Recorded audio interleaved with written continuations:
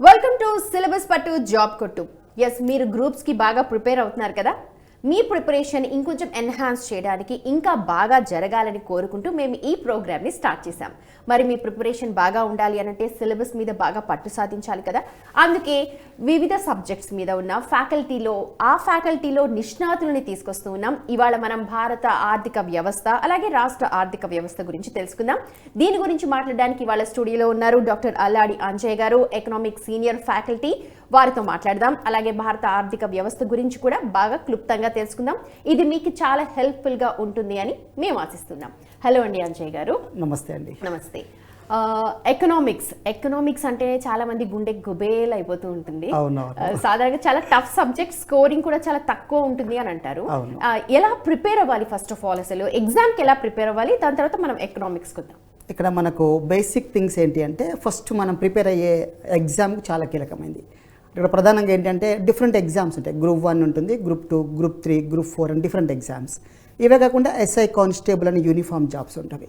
అంటే అభ్యర్థి ప్రిపేర్ అవుతున్న ఫస్ట్ బేసికల్గా మనం ప్రిపేర్ అవుతున్న సబ్జెక్టు ఏమిటి అనేది కీలకమైంది. గ్రూప్ 1 ప్రిపేర్ అవుతున్న గ్రూప్ 1 రిలేటెడ్ సబ్జెక్ట్ ప్రిపేర్ కావాలి. గ్రూప్ 2కి గ్రూప్ 2 రిలవెంట్గా ఇలా ప్రిపేర్ అవుతున్నప్పుడు ఎందుకు ఎకనామిక్స్ అంటే భయం ఎక్కువ, ఎందుకు ఆ సబ్జెక్ట్లో ఏమి హార్డిల్స్ ఉన్నాయి, what are the bottlenecks in that subject అనేది ఫస్ట్ ఐడెంటిఫై చేయాలి. అంటే ఎప్పుడు కూడా మనం వెళ్తున్న రూట్ అనేది ప్రాపర్గా ఉన్నప్పుడు సక్సెస్ రేట్ ఎక్కువ ఉంటుంది. అందులో అందరూ హార్డ్ అంటున్నారు, ఎందుకు హార్డ్ అది. మళ్ళీ ఇక్కడ ప్రధానమైన అంశం ఏంటంటే గ్రూప్ 1, 2, 3 ఎగ్జామ్స్లో ఎకానమీ పైన 150 మార్క్స్ ఉంటాయి. ఒక స్పెషలైజ్డ్ పేపర్ ఉంటుంది. 150 మార్కులకు ఒక స్పెషలైజ్డ్ పేపర్ ఉండడం వల్ల అభ్యర్థులు గందరగోళం, ఇంత హెవీ మార్క్స్ను గెయిన్ చేయడానికి ఏం చేయాలనేది ఒక టాస్క్. దీంతో పాటు ఏమైందంటే మన మార్కెట్లో ఎక్కడ చూసినా కూడా ఏమైందంటే economy very hard, this is like science subject అని అంటున్నారు. ఆ హార్డ్నెస్లో ఉన్న మెయిన్ పాయింట్స్ మనం పట్టేసుకుంటే చాలా ఈజీ అవుతుంది. ఓకే, ఎందుకంటే ఎకానమీలో నేను డాక్టరేట్ కూడా చెప్తున్నాను, economy is very easy subject. మీరు సీనియర్ ఫ్యాకల్టీ కాబట్టి చాలా ఈజీ అంటారు. బట్ ఫర్ స్టూడెంట్స్ మీలాగా అంటే ఇలా నిష్ణాతులు అవ్వాలి, చాలా ఈజీగా అవ్వాలి అని అంటే ఫస్ట్ మనం దీన్ని డివైడ్ చేద్దాం. అసలు ఎకనామిక్స్ ని ఎలా చదవాలి, ఏమేం చదవాలి? ఏం లేదండి, ఇక్కడ మనం ఏ కాంపిటేటివ్ ఎగ్జామ్ అయినా కూడా ఫస్ట్ తీసుకోవాలి. యూపీఎస్సీ నుంచి మొదలుకుంటే ఆర్డినరీ జాబ్స్ వరకు ఏ తీసుకోవాలి కూడా ఫస్ట్ మన సిలబస్ షీట్ ఉంటుంది, ప్రిస్క్రైబ్డ్ సిలబస్ ఉంటుంది, దాన్ని ఫస్ట్ పట్టేసుకోవాలి. అభ్యర్థులు చాలా వరకు నేను చూస్తున్నాను, అంటే మా ఎక్స్పీరియన్స్లో టీచింగ్ చేస్తున్నాం కదా, చూస్తుంటాం అభ్యర్థికి సిలబస్ పైన గ్రిప్ ఉండదు. అంటే ఫస్ట్ ఏం చెప్తున్నామంటే ఫస్ట్ సిలబస్ తీసుకోండి, దెన్ నెక్స్ట్ కంటెంట్ చాలా కీలకమైనది. కంటెంట్ దెన్ ఆఫ్టర్ ఈ కంటెంట్ని కాన్సెప్ట్ రూపంలో మనం చదువుకోవాలి, కాన్సెప్చువల్ స్టడీ అంటాం. దెన్ ఆఫ్టర్ ఈ కాన్సెప్చువల్ స్టడీ అయిన తర్వాత దాన్ని అనాలసిస్ చేసుకుంటూ వెళ్ళాలి. అంటే ప్రతి సిలబస్లోని పాయింట్ తీసుకొని అనలైజ్ చేసుకుంటూ వెళ్ళండి. ఆ అనలైజ్ పార్ట్ని ఎగ్జామ్లో క్వశ్చన్ ఎలా వస్తుందో చూసుకోవాలి. ఈ మూడు ట్రాక్లో ఏది మిస్ అయినా అభ్యర్థి కన్ఫ్యూజ్ అవుతున్నాడు. మళ్ళీ ఇది ఎలా ఉంటుందంటే ఇది కొంచెం సైంటిఫిక్ అప్రోచ్ ఉంటుంది, దీంట్లో ఉండే టెర్మినాలజీ వేరేగా ఉంటుంది. కాబట్టి అభ్యర్థులకి ఆ టెర్మినాలజీ అర్థం కాక ఇబ్బంది పడుతున్నారు. మనం మామూలుగా తెలుగులో డబ్బులు అంటాం కదా, ఇంగ్లీష్ దాన్ని మనము మనీ అంటాము, ఎకనామిక్స్లో ద్రవ్యము అంటాము. ఆ ద్రవ్యం అనే పదం మీనింగ్ తెలియనప్పుడు అభ్యర్థికి కష్టం అవుతుంది. ఇంకోటి మూలధనం, క్యాపిటల్ అంటారు, క్యాపిటల్ అనే పదం ఉంది, అంటే that is quite different meaning in economics. ఆ పదానికి టెర్మినాలజీకి మీనింగ్ తెలియాలి. అంటే అన్ని కాన్సెప్చువల్ నాలెడ్జ్ ఉన్న తర్వాత వాటిని అనలైజ్ అనేది వెరీ ఇంపార్టెంట్. దాన్ని అనలైజ్ చేసి తర్వాత ఫైనల్గా అప్లికేషన్ చేయాలి. అప్లికేషన్ అనేది ఇక్కడ ఏంటి అంటే ఎగ్జామ్లో ఎలా క్వశ్చన్ రైజ్ చేస్తున్నారు అనేది అభ్యర్థి ఇంటి దగ్గర ప్రాక్టీస్ చేస్తే ఎగ్జామ్లో ఈజీ అవుతుంది. అందుకే ఎకనామిక్స్ వెరీ హార్డ్ అంటే ఇదే అండి. ఈ 3 పాయింట్స్ తెలుసుకోండి, ఎకానమీ వెరీ ఈజీ. 150 మార్క్స్కి 120 గెయిన్ చేయొచ్చు, 120 ఈజీ గెయిన్ చేయొచ్చు అండి. కానీ ఈ ట్రాక్ లేనప్పుడు ఇబ్బంది పడుతుంది. అభ్యర్థి డైరెక్ట్ ఏం చేస్తారు అంటే కాన్సెప్ట్ తెలుసుకోకుండా అనలైజ్కి వెళ్తున్నారు, రాదు, ఇంకా గ్రిప్ రాదు. కాబట్టి ఈ ప్యాటర్న్ అనేది మిస్ కాకుండా చూసుకోండి. ఈ అన్నింటికి కీలకమైన పాయింట్ ఏంటి అంటే మనకి సిలబస్ అనేది కీలకమైనది. సిలబస్ లేకుండా వెళ్ళొద్దు, సిలబస్లో ఉన్న పాయింట్ తీసుకోవాలి. ఆ పాయింట్ని మనం ఇక ఎన్హాన్స్ చేసుకుంటూ దానికి రిలవెంట్గా ఉన్న అన్ని అంశాలను చదువుకుంటూ వెళ్ళాలి. ఇందులో బేసిక్ నాలెడ్జ్ అని చెప్తుంటాం. బేసిక్ అంటే సబ్జెక్ట్లో ఉండే బేసిక్ అనేది మనకు చాలా కీలకమైనది. ఇది మనకు స్కూల్ బుక్స్లో లభిస్తుంది. 6th to 10th క్లాస్ వరకు ఉంటుంది. ప్రజెంట్ తెలుగు అకాడమీ బుక్స్ కంటే గతంలో ఉన్న తెలుగు అకాడమీ బుక్స్లో చాలా ఇన్ఫర్మేషన్ చాలా ఎక్కువ ఉండేది. అలాంటివి అన్నమాట. అలాంటిలో ఉండే వాటి బేసిక్స్ తెలుసుకోవాలి. ఆ బేసిక్స్ తెలుసుకున్న తర్వాత దానిని ఎంతవరకు తీసుకెళ్ళవచ్చు అది మెయిన్. సపోజ్ మనకి ఇన్ ఎకనామిక్స్లో టాపిక్ నేషనల్ ఇన్కమ్ అనే టాపిక్, అన్ఎంప్లాయ్మెంట్, పావర్టీ అని ఇలా అనేక లెసన్స్ ఉన్నాయి. ఆ లెసన్స్లో స్పష్టత ఉంది అండి. ఇప్పుడు సపోజ్కి అన్ఎంప్లాయ్మెంట్ అనే టాపిక్ తీసుకున్నప్పుడు అందులో income based unemployment, non income based unemployment ఉంది. అభ్యర్థి ఆ పదాన్ని అధ్యయనం చేసుకోవాలి. ఊరికి అదంతా చదివిస్తుంటారు, ఇదంతా స్క్రాప్ అనమాట. అంటే అవసరం ఉన్న దానికంటే అవసరం లేని ఎక్కువ చదవడం వల్ల అభ్యర్థులు లాస్ అవుతున్నారు. నీకు సిలబస్లో ఏమడిగారు ఆ పాయింట్ పిక్ చేసుకొని రిలవెంట్గా ఉండే పాయింట్ చదువుకుంటూ వెళ్ళి అది అప్పటి నుంచి మొదలుకుంటే ఈ రోజు వరకు అప్ టు డేట్ కరెంట్ ఇష్యూతో పాటుగా కనెక్ట్ చేసుకుంటూ చదువుకోవాలి. This is one kind of cope up అంటారు సబ్జెక్ట్. దీన్ని నేషనల్ వైడ్గా అప్లై చేయండి, ఇంటర్నేషనల్ వైడ్గా అప్లై చేయండి, ఇంకేదైనా డిఫరెంట్ ఇండీసెస్ ఉంటే వాటి కూడా అప్లై చేసి చదువుకుంటే సరిపోతుంటుంది. ఇలా ఈ ట్రాక్ తెలియదండి పాపం చాలామంది అభ్యర్థులకు. తెలియక ఏదో ఒక బుక్ చదువుతున్నారు, క్లారిటీ లేదు, కన్ఫ్యూజ్ పెరుగుతున్నారు. కరెక్ట్. ఇప్పుడు మనం మాట్లాడిన తర్వాత మినిమం వాళ్ళకి 120 మార్క్స్ వచ్చేసేయాలి. డెఫినెట్గా అసలు రియల్లీ అని నేను చెప్తాను. 110 తగ్గకుండా నేనైతే 110 తగ్గకుండా స్కోర్ తెప్పిస్తాను. గ్రేట్. అంటే అక్కడ ఈ స్ట్రాటజీ తెలిసి ఉండాలి, తెలిస్తే వచ్చేస్తుంది. సో సిలబస్ గురించి ఫస్ట్ మాట్లాడదాం. సిలబస్ లో మనం డివైడ్ చేసుకోవచ్చా హార్డ్, మీడియం అండ్ ఈజీ? అవును. దాంట్లో సబ్జెక్ట్స్ ఏంటి సిలబస్ లో ఒకసారి చెప్పండి. ఇప్పుడు మనకు తెలంగాణ టీఎస్పీఎస్సి సంబంధించి మనకు 3 పార్ట్స్ ఉంటాయి. పార్ట్ 1 సరికి ఇండియన్ ఎకానమీ ఉంటుంది, అంటే మొత్తం భారతదేశం సంబంధించిన ఆర్థిక వ్యవస్థ ఉంటుంది. అందులో మళ్ళీ స్పెషల్ పార్ట్స్ సిలబస్ ఉంది. మళ్ళీ అందులో దేర్ ఆర్ 4 డిఫరెంట్ యూనిట్స్ ఉన్నాయి. ఆ డిఫరెంట్ యూనిట్స్ ఆ టాపిక్స్ని పట్టుకోవాలి మళ్ళీ. అంటే సబ్జెక్ట్లో లేని టాపిక్ వైపు వెళ్ళొద్దు. సపోజ్కి మనకు తెలంగాణ సర్వీస్ కమిషన్ సంబంధించిన సిలబస్లో అగ్రికల్చర్ ఇండస్ట్రీ సిలబస్ లేదు, అది స్టేట్ ఎకానమీలో ఉంది. అప్పుడు అభ్యర్థి స్టేట్ ఎకానమీ పైన ఫోకస్ చేయాలి. ఇండియన్ ఎకానమీలో అగ్రికల్చర్ ఇండస్ట్రీ పైన ఎక్కువ ఫోకస్ చేయొద్దు, వాటి జోలికి వెళ్ళొద్దు. Money, banking, inflation and international trade and topics లేవు మనకి, టీఎస్పీఎస్సీ లేదు, అదే ఏపీపీఎస్సీలో ఉంది.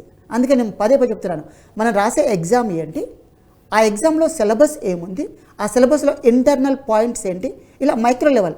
నేనేం చెప్తాను, ప్రధానంగా సిలబస్ షీట్ ముందు పెట్టుకొని just you spend 1 day on syllabus అని చెప్తాను. ఓకే.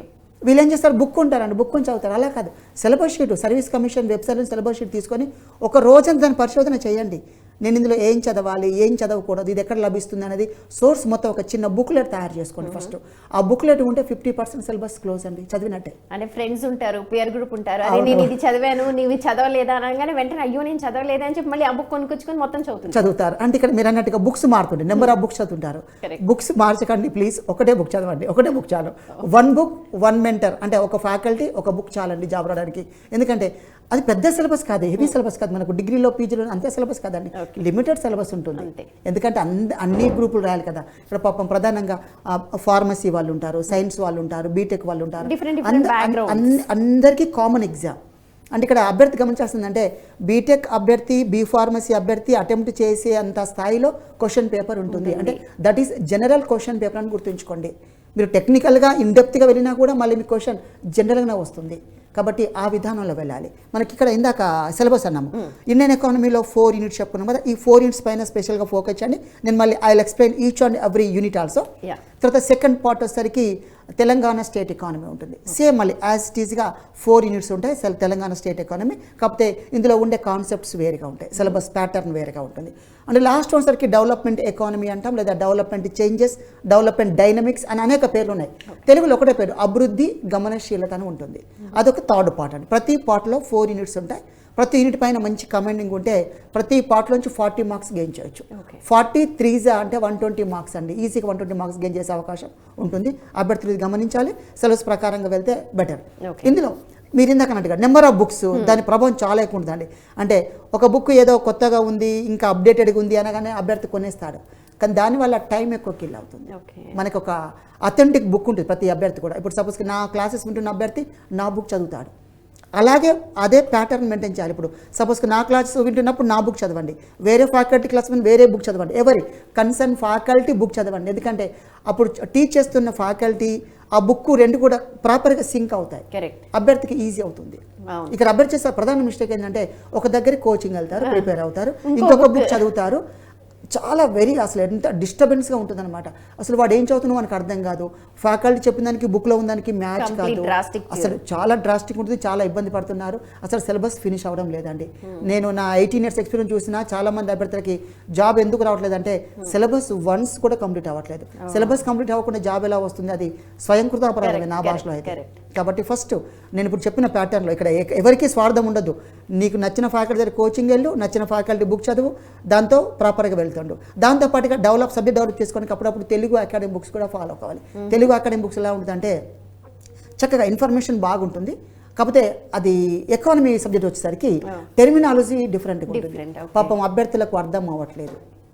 ఇది మీడియం వల్ల వచ్చిన ప్రాబ్లమా లేకపోతే లేదండి, అకాడమీ బుక్లో ఎలా ఉంటుందంటే వాళ్ళు ప్రొఫెసర్ రాస్తారు కదా, వాళ్ళు ప్యూర్ ఎకనామిక్స్ అనేది వాడుతుంటారు. ప్యూర్ ఎకనామిక్స్ ఆ టెర్మినాలజీ అంత ఈజీగా అర్థం కాదు. మనం చెప్తున్న పదాలకి దానికి తేడా. ఇందాకే మనం క్యాపిటల్, మూలధనము, పెట్టుబడి ఇలాంటి టర్మ్స్, ద్రవ్యోల్బణం, ఇది కామన్ మ్యాన్ కి అర్థం కాదు. ఇప్పుడు సపోజ్ బీటెక్ బీ.ఫార్మసీ చదువుకున్న అభ్యర్థి వచ్చారు, ద్రవ్యోల్బణం అంటే ఈ గెట్స్ లిటిల్ బిట్ కన్ఫ్యూజ్. కాబట్టి అలాంటివి ఓవర్కమ్ చేయడం కోసమని మనకి జనరల్ బుక్స్లో డీటెయిల్డ్గా ఉంటుంది, అకాడమీలో కూడా డీటెయిల్గా ఉంటుంది, కానీ లెంతీగా ఉంటుంది అనమాట. ఇన్ డీటెయిల్డ్గా లైన్ టు లైన్. అప్పుడు అభ్యర్థి ఏంటంటే లైన్ టు లైన్ ఎండ్ వరకు చదవాలి. చదివితే చాలా బెనిఫిట్ అవుతుంది. కానీ టైం కిల్ అవుతుంది, ఎక్కువ టైం తీసుకుంటుంది. కానీ Telugu Academy books are the best books. ఎందుకంటే ఇట్ టేక్స్ టైం, బట్ అవి మంచి నాలెడ్జ్ ఇస్తుంటాయి. ఎగ్జామ్లో కన్ఫ్యూజ్ అవ్వకుండా మనం ఆన్సర్ చేయొచ్చు. ఇలాంటి కొన్ని మెరిట్స్ ఉన్నాయి, డిమెరిట్స్ ఉన్నాయి. కాబట్టి అది కూడా ఫాలో అయితే బెటర్. సైమల్టేనియస్గా ఇప్పుడు సపోజ్కి మనం అన్నట్టుగా సపోజ్కి అన్ఎంప్లాయ్మెంట్ లేదా నేషనల్ ఇన్కమ్ చదువుతున్నప్పుడు ఎట్ ఏ టైం ఒకేసారి మీరు చదువుతున్న బుక్ చదవండి, తెలుగు అకాడమీ రెఫరెన్స్గా పెట్టుకొని చదువుకోండి. ఎట్ ఏ టైం 2 బుక్స్ అయిపోతే మీ సిలబస్ ఓవర్ అయిపోతుంది. ఇలా కొద్దిగా ఇక్కడ స్మార్ట్ వర్క్ చేయాలండి. ఇప్పుడు పిల్లలు మరి ఏంటో చాలా హార్డ్ వర్క్ చేస్తున్నారు, స్మార్ట్ ఫోన్ తో చేస్తున్నారు. అవునవును.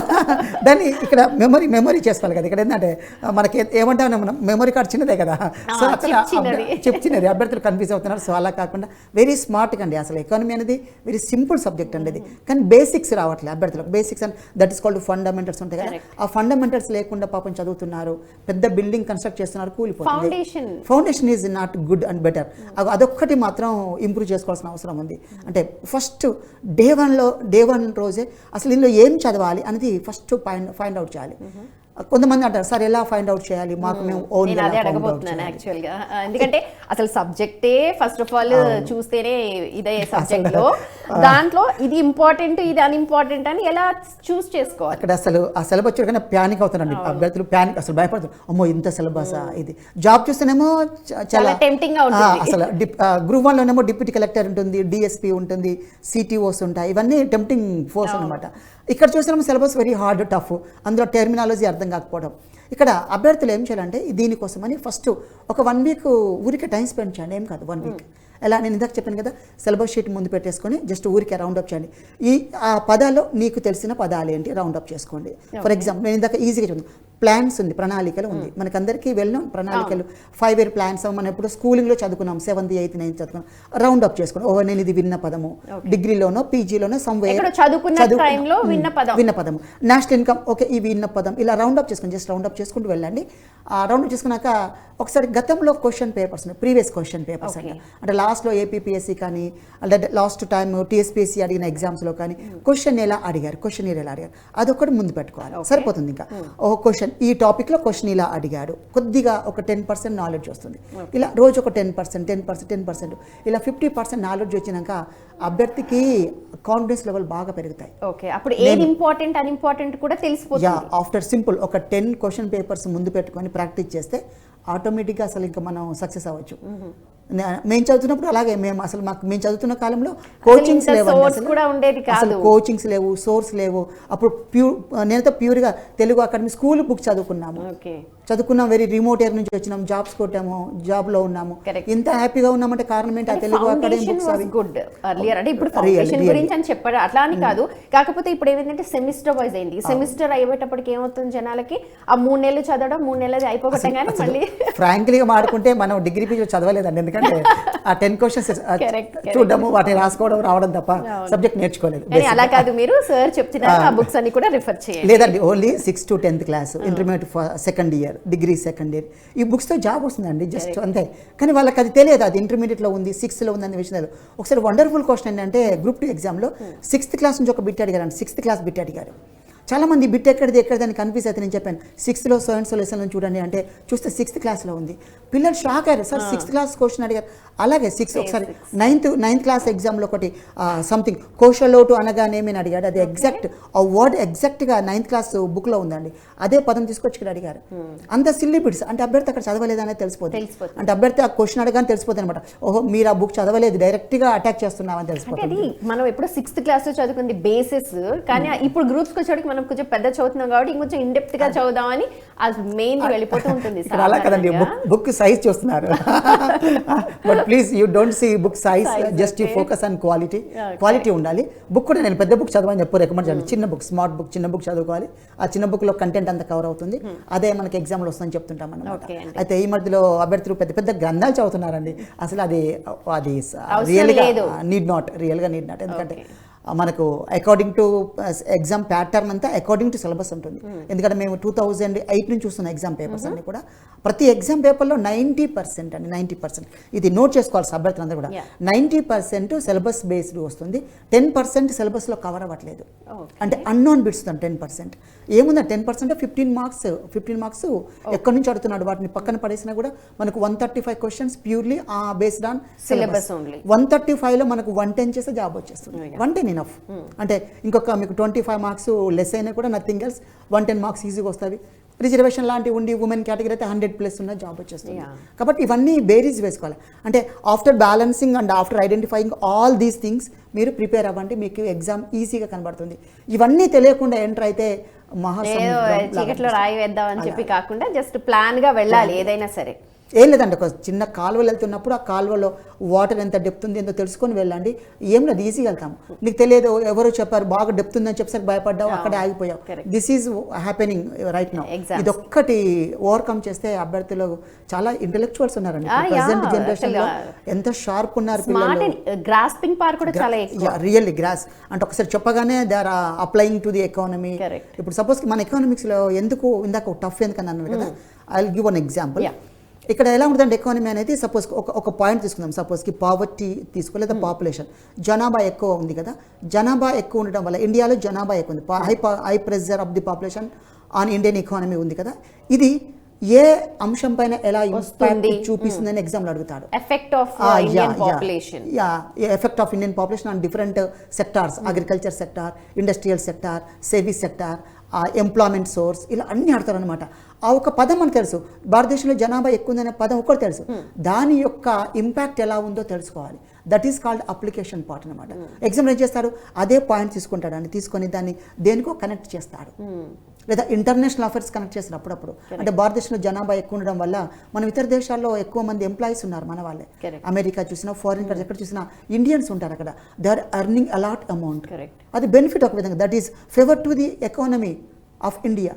ఇది కూడా మనం ఐడెంటిఫై చేయాలి. అంటే అందరికీ ఒకటే కోణం, జనాభా ఎక్కువ ఉండడం వల్ల నష్టం అని ఉంది. చూడండి, ఇప్పుడు నేను పాజిటివ్ చెప్పాను, ఎగ్జామ్ చేస్తున్నారు, దీంట్లోంచి అందరూ నెగటివ్ థింక్ చేస్తున్నారు కాబట్టి ఎగ్జామ్ పాజిటివ్ వల్ల క్వశ్చన్ అడుగుతున్నాడు, అభ్యర్థి అది క్యాచ్ చేయట్లేకపోతున్నాడు. ఇక ఇలా ప్రతి దాంట్లో positives, that is called merits and demerits పైన ఫోకస్ చేస్తున్నారు. అది ఎలా అప్లై అవుతుందో చూసుకోవాలి. సపోజ్కు పాపులేషన్ పెరిగింది అనుకోండి, అన్ఎంప్లాయ్మెంట్ ఏమవుతుంది, డిఫాల్ట్గా అక్కడ పెరుగుదల వస్తుంది. డిమాండ్ ఏమవుతుంది, డిమాండ్ ఆఫ్ గూడ్స్, అంటే వస్తువులను కొంటే కదా సప్లై, ఆ డిమాండ్ విపరీతంగా పెరుగుతుంది. అంటే పాపులేషన్ ఎక్కువ ఉన్నప్పుడు ఎక్కువ వస్తువులు పర్చేజ్ చేస్తుంటారు. అంటే మార్కెట్లో డిమాండ్ ఏమైందంటే పెరిగింది, automatically expansion of the market will be increased by this population. That is one of the advantage to economy. మీరు వస్తువులు కొన్న వల్ల కరెన్సీ ఫ్లో పెరిగింది మార్కెట్లో. These are favourable things. ఇదే రేపు గ్రూప్ 1 మెయిన్స్లో ఇవ్వచ్చండి. భారతదేశంలో జనాభా ఎక్కువ ఉండడం వల్ల దేశానికి జరిగే ఫేవరబుల్ థింగ్స్ ఏమిటి, వాట్ ఆర్ ది పాజిటివ్ వేస్ అని అడగచ్చు. అభ్యర్థి ఫస్ట్ ప్యానిక్ అవుతాడు. జనాభా వల్ల ఎప్పుడైనా మేము నెగటివ్ చదువుకున్నాం కదా, ఫేవరబుల్ థింగ్స్ ఏమున్నాయి, ఇప్పుడు వినే వాళ్ళకి అర్థమవుతుంది, ఓహో ఇలా కూడా ఉంటుందని. ఇక దిస్ ఈస్ వాట్ డిస్కషన్లు ఇవన్నీ వస్తాయి అనమాట. చాలా మంది సార్ కోచింగ్ వెళ్ళమంటారు అంటారు, కోచింగ్ వెళ్తే ఇలాంటి డిస్కషన్స్ వస్తుంటాయి. కోచింగ్ వెళ్ళి కూడా ప్రిపేర్ అవ్వచ్చు, ఏం నథింగ్ ఎల్స్. ఒక గైడెన్స్, మంచి గైడెన్స్ తీసుకొని వాళ్ళ ద్వారా వెళ్తే కూడా సక్సెస్ అవుతారు. మాకు కోచింగ్లో మేము సక్సెస్ అయ్యాం కదా, జాబ్ కొట్టాం కదా, సేమ్ అలాగే ఇక్కడ కోచింగ్ ఇవన్నీ సెకండరీ థింగ్ అనమాట. ఏంటి, మనం బేసిక్గా ప్రాపర్ వేలో వెళ్తున్నామా లేదని చెక్ చేసుకోండి, సరిపోతుంది. రైట్. అసలు ఇండియన్ ఎకానమీకి సంబంధించి ఎగ్జామ్స్కి ఎలాంటి క్వశ్చన్స్ వస్తాయి? మళ్ళీ ఇందాక రిపీట్ ఆన్సర్ అవుతుంది. మళ్ళీ అకార్డింగ్ టు సిలబస్లో మనకి ఇండియన్ ఎకానమీలో 4 యూనిట్స్ ఉన్నాయి. దాన్ని అకార్డింగ్ డీటెయిల్గా వెళ్దాం. మనకి ఇక్కడ ఫస్ట్ యూనిట్ వచ్చేసరికి మనకు గ్రోత్ అండ్ డెవలప్మెంట్ అని ఉంటుంది. Growth and development this is pure economic subject, అంటే కంప్లీట్గా ఎకనామిక్స్ అనమాట. ఇప్పుడు మనం అంటున్నాం కదా మాటికి ఎకనామిక్స్ ఎకానమీ అంటే యాక్చువల్గా ఏంటంటే there is difference between economics and economy. Economics అనేది ప్యూర్ సైన్స్ అండ్ సబ్జెక్ట్, సిద్ధాంతాలు, demand, supply, market, manufacturing, all these come under economics. Economy అంటే ఏంటంటే ఈ సిద్ధాంతాలు అప్లై చేయడం. This is apply to India, this is apply to Telangana, interest rates, everything ఈ GDP కూడా technical subject. GDP అంటే technical, సాధారణ పర్సన్ కి అర్థం అవ్వదు. అది డీటెయిల్ గా చెప్తే మనం అంటాం ఊరికే జీడిపి అంటే exact once you say what about GDP అంటే వాడికి రాదు. GVA, there is another word, ఈ మధ్య కొత్తగా జీవీఏ అనే పదం పడుతుంది. Please you focus on GVA. GVA is very very important. జీవీఏలో క్వశ్చన్ వస్తుంది సార్, అసెస్మెంట్ అంటే నేను ఊరికి అలా అక్కడ క్వశ్చన్ వస్తుంది. క్వశ్చన్ ఏరియా అని తెలియాలి మనకి. GVA stands for gross value added, gross value added. GDP stands for gross domestic product. ఈ రెండింటి మధ్య కంపారిజన్ అది. ఈ కంపారిజన్ చేసుకుంటే ఈ జీవీఏ జీడిపిలో నుంచి ఇండియన్ ఎకానమీలో ఒక బిట్ పడుతుంది. ఇంకా అభ్యర్థి ఇంతే, ఇంకా ఇలా నోట్లో చెప్తున్న పదాలు పట్టేసుకుంటే ఒక 120 వస్తాయండి. ఆ 120 పట్టుకుంటే 100 మార్క్ వచ్చేసింది అంతే. అలాగే అది అభ్యర్థి కొత్తగా అనిపించదు, కాకపోతే కొద్దిగా డీటెయిల్గా మనం మళ్ళీ వెళ్దాం డీటెయిల్ కదా.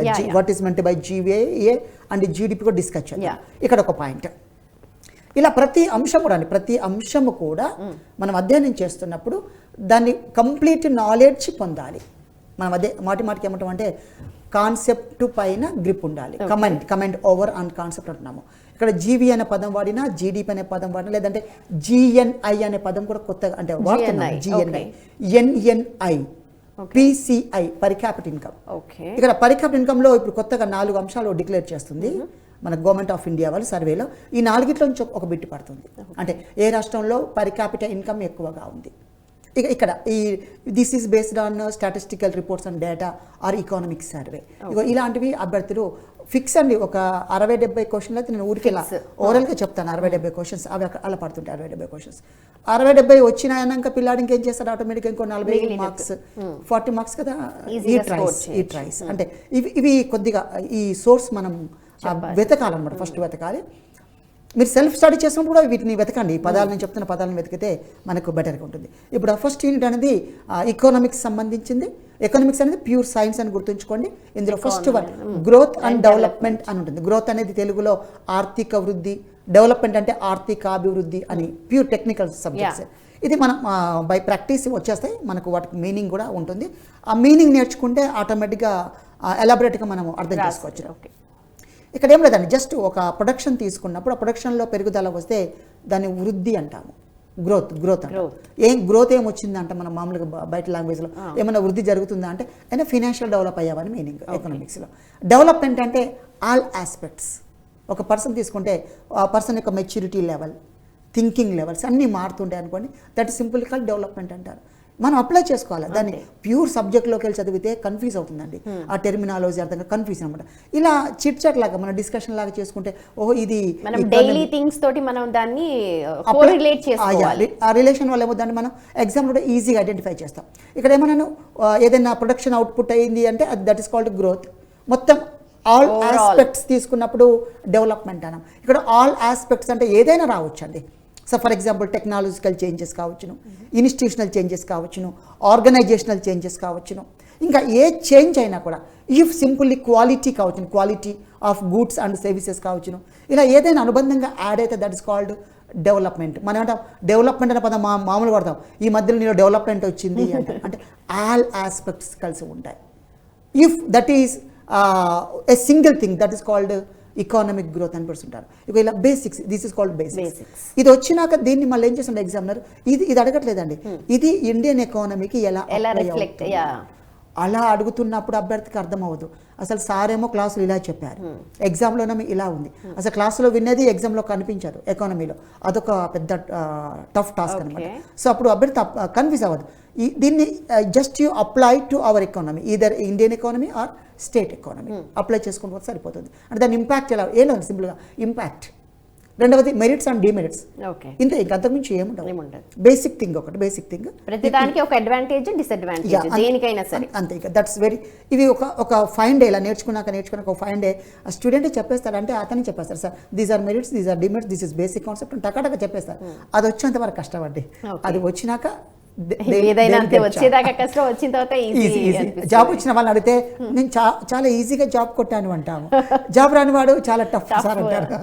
ఇప్పుడు మమ్మల్ని అడిగితే మేము అంటాము సబ్జెక్ట్ ఈజీ అంటాము, జాబ్ ఈజీ అంటాము, ఎందుకంటే జాబ్ వచ్చి చేసిన వాళ్ళని కూడా జాబ్ ఈజీ అంటున్నాము, సబ్జెక్ట్ వచ్చింది కాబట్టి సబ్జెక్ట్ ఈజీ అంటున్నాము. అభ్యర్థి చదువుకునే అతనికి చాలా టఫ్గా ఫీల్ అవుతున్నాడు. సో టఫ్గా ఫీల్ అవ్వద్దు. ఇప్పుడు నేను చెప్పిన థింగ్స్ అనమాట, బేసిక్ లెవెల్ నుంచి వెళ్ళాలి. ఫస్ట్ డెఫినేషన్ డిస్కస్ చేయండి, నెక్స్ట్ దానికి ఇంపాక్ట్ ఎలా ఉందో డిస్కస్ చేయండి, దాంతో వచ్చే మెరిట్స్ అండ్ డిమెరిట్స్ సరిపోతాయి. మనకు ఇంటర్నేషనల్ అఫైర్స్కి వెళ్ళట్లేదు, అంటే ఇండియన్ ఎకానమీ లేదు, ఇండియన్ ఎకానమీ మాత్రం ఉంది. ఒకవేళ ఇంటర్నేషనల్కి అప్లై చేసినా కూడా మనం ఆన్సర్ చేయొచ్చు, ఎందుకంటే ఇండియాలో ఏ విధంగా ప్రభావం చూపిస్తే ఇంటర్నేషనల్ కూడా అదే ప్రభావం మాక్సిమం అలాగే రిలేటెడ్ అలాగే ఉంటుంది. సో అభ్యర్థులు కొద్దిగా ఒక 1 minute థింక్ చేస్తే ఆన్సర్ వచ్చేస్తుంది, ఐడెంటిఫై చేసి. కానీ అడగట్లేదండి, ఇక్కడ కూడా మనకు ఇంటర్నేషనల్ వైపు వెళ్ళట్లేదు, గ్లోబలైజేషన్ కాబట్టి ఛాన్స్ అంతే. అక్కడ ఒక లెసన్ ఉంది, globalisation. There is one lesson, globalisation, that's called simple LPG, liberalisation, privatisation, globalisation. ఈ గ్లోబలైజ్డ్ ఎకానమీలో, గ్లోబలైజేషన్లో మనకు ఎఫ్డిఐస్ ఉంటాయి, ఫారిన్ డైరెక్ట్ ఇన్వెస్ట్మెంట్స్. ఆ ఎఫ్డిఐస్ మరియు డిస్ఇన్వెస్ట్మెంట్ అనే టాపిక్ ఉంది, ఫారిన్ ఇన్స్టిట్యూషనల్ ఇన్వెస్ట్మెంట్స్ అని ఉంది, investments through stock market, share market అని ఉంది. ఇవి చదువుతున్నప్పుడు మాత్రం we need to connect with international things. అదనమాట. ఏం లేదు ఇక్కడ సిలబస్, మళ్ళీ సిలబస్. ఇప్పుడు ఏమన్నా ఇందాక ఓన్లీ డొమెస్టిక్ అని అన్నాం, ఇప్పుడు వెంటనే ఏం చేస్తాం, ఆ టాపిక్ వరకు మాత్రం ఇంటర్నేషనల్ చూసుకోమని చెప్పుకున్నాం. ఇక ఇలా అభ్యర్థికి ఇది తెలిసింది అనుకోండి, ఆటోమేటిక్గా గెయినింగ్ పర్సెంటేజ్ పెరుగుతుంది. అది తెలియకనే ఇబ్బంది పడుతున్నారు. ఇందాక మనం గ్రోత్ అండ్ డెవలప్మెంట్ దాకా వచ్చాం కదా, తర్వాత సెకండ్ సరికి నేషనల్ ఇన్కమ్ అంటే టాపిక్, జాతీయ ఆదాయం. This is very tough subject in entire economics. అంటే మనం ఎకనామిక్స్ మొత్తంలో మరి ఇక్కడ దీంట్లో ఉన్న మరొక అంశం ఏంటి అంటే, ఈ లెసన్ అర్థం కావడం వల్ల ఎకనామిక్స్లో ఏది వచ్చినా కూడా అభ్యర్థి ఆన్సర్ చేసే అవకాశం ఉంటుంది. కాబట్టి అదొక్కటి క్యాచ్ చేయండి. అంటే ఆ టాపిక్ అనేది నేర్చుకున్నట్లయితే, అంటే నేషనల్ ఇన్కమ్ అనే టాపిక్ పైన ఫుల్ కమాండింగ్ వచ్చినట్లయితే ఇతర ఏ సబ్జెక్టు ఏ రకంగా అడిగినా కూడా ఆన్సర్ చేసే అవకాశం ఉంటుంది. అదంతా వండర్ఫుల్ సబ్జెక్ట్ అనమాట. అందుకే దాని మీద ఎక్కువ ఫోకస్ చేయమని చెప్తాము. మళ్ళీ అందులో ఏంటంటే this is based on formulas. ఇది ఫార్ములా బేస్డ్ కాబట్టి ఇందాక మనం అన్న GDP, GVA, GNI, all these are related to national income topic. కాబట్టి ఈ యొక్క టాపిక్ బాగా కమాండింగ్ ఉంటే దీనివల్ల మిగతా సెక్టార్స్ యొక్క ఇంపాక్ట్ అంతా కూడా ఇందులోనే కలిసి ఉంటుంది అనమాట. Everything mingle in this national income GDP అని ఉంటుంది. మనం ఆర్థిక సర్వేలో కానీ బడ్జెట్లో కానీ ఏం చెప్తారు ఫినాన్స్ మినిస్టర్ గారు, డైరెక్ట్గా జీడిపి గ్రోత్ రేట్ అంటారు. మనం పేపర్లు కూడా పెద్దగా రాసుకుంటారు జీడిపి గ్రోత్ రేట్ అని. సో చూడండి ఇక్కడ ఏంటి అంటే దానికి అంత ప్రయారిటీ ఉంది. అభ్యర్థులు ఎప్పుడు కూడా ప్రియారిటీ కూడా తీసుకోవాలి. ఎలా ఉంటుందంటే మనకు సిలబస్లో హై ప్రియారిటీ ఉంటుంది, లో ప్రియారిటీ, ఇలా ప్రియారిటీ వైజ్గా మనం సెటప్ చేసుకోవాలి సిలబస్ను.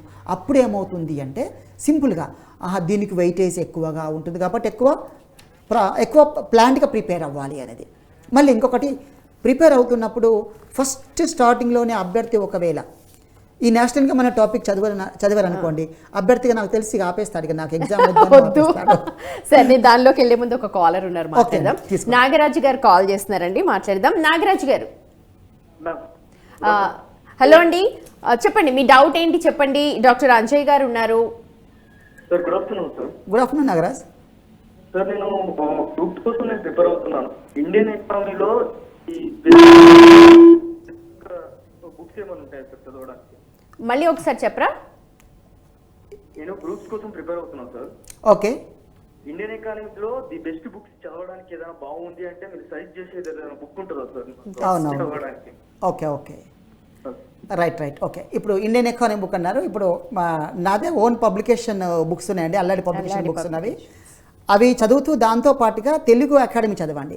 కోర్ సబ్జెక్ట్ ఎప్పుడు చదివినా తెలుగు అకాడమీ బేస్ చేసుకోండి. Core subject current affairs, budget, survey వాటికి ప్రైవేట్ పబ్లికేషన్ పైన ఆధారపడి, అది నా బుక్ కానీ ఎవరి బుక్ కానీ, కరెంట్ ఈవెంట్స్, కరెంట్ అఫైర్స్ సంబంధించినవి బేసిక్గా చదవాలనుకుంటే మాత్రం ప్రైవేట్ ఆథర్స్ బుక్స్కి వెళ్ళండి.